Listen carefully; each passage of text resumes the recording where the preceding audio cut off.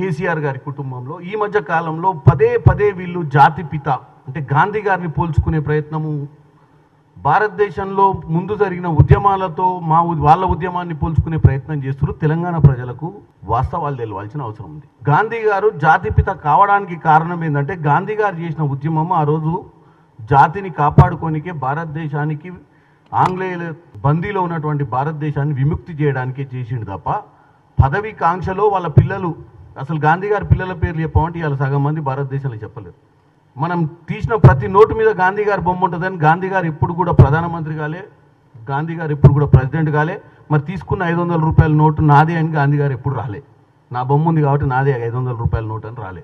మరి వీళ్ళ పరిస్థితి చూస్తే వీళ్ళు ఉద్యమం చేసి అన్ని నాదే అని దోసుకొని 8 లక్షల కోట్లు అప్పు చేసిరు. మరి ఈ కుటుంబం జాతి పిత అని, ఈ కుటుంబంలో ఉన్న వాళ్ళంతా ఉద్యమకారులని, వీళ్ళు కేవలం తెలంగాణ కోసం, తెలంగాణ ప్రజల కోసం, తెలంగాణలో ఉన్నటువంటి నీళ్లు నిధులు నియామకాల కోసం, నినాదం కోసమే మేము తెలంగాణలో పోరాటం చేసినామని చెప్పేది ఎంతవరకు వాస్తవం అనేది తెలంగాణ ప్రజలు అర్థం చేసుకోవాలి. కేసీఆర్ గారు కూడా ఏ రోజు కూడా ఉద్యమం చేసే టైంలో గాంధీ గారి మాటలే చెప్పిండు. నాకేమొద్దు, నాకు శ్వాస ఉన్నంత వరకు ఉద్యమం చేస్తా, తెలంగాణ తెస్తా, నా పిల్లలు అమెరికాలో సెటిల్ అయ్యారు, ఎవ్వరికి కూడా పదవి ఆకాంక్షలు లేవు, నాకు కూడా ముఖ్యమంత్రి కావాల్సిన అవసరం లేదు, దళితుడిని ముఖ్యమంత్రి చేస్తా, నాకు ఏ రోజు తెలంగాణ వస్తే ఆ రోజే నా తుది శ్వాస అయినా కానీ పర్లేదు, నాకు ఏ పదవి వద్దని చెప్పినటువంటి కేసీఆర్ మరి 10 సంవత్సరాలల్లా ఎవరిని చేసినవా, ఎవరు దోసుకురు ఈ రాష్ట్రాన్ని? కుట్రలు కుతంత్రాలకు నిలయమే కేసీఆర్ నిలయం.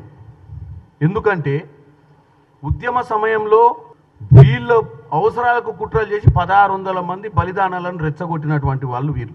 ఇవాళ చాలామంది ఉద్యమకారులు ఎవరైతే ప్రాణాలు కోల్పోయారో వాళ్ళ వెనుక ఉన్నటువంటి హస్తమే వీళ్ళు. కేవలం వీళ్ళు అధికారంలోకి రావాలి, కోట్లు సంపాదించాలన్న ఆలోచనతో వాళ్ళని రెచ్చగొట్టి ఈరోజు వాళ్ళని మైమర్చిరు. వాళ్ళు 10 ఏళ్లలో ఏ రోజు ఆ కుటుంబాలను గౌరవించిన దాఖలాలు కూడా లేవు. 1600 బలిదానాల మీదికెళ్ళి వచ్చి 10 సంవత్సరాలు అధికారం చెలాయించి అధికారంలో కూడా కుట్రలు చేసి 8 లక్షల కోట్లు అప్పు చేశారు.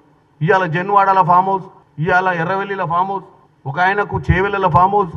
మరి వీళ్ళకి ఇవన్నీ కూడా గతంలో లేని ఎట్లొచ్చినాయి అని తెలంగాణ ప్రజలు ఆలోచించాల్సిన అవసరం ఉంది ఈరోజు.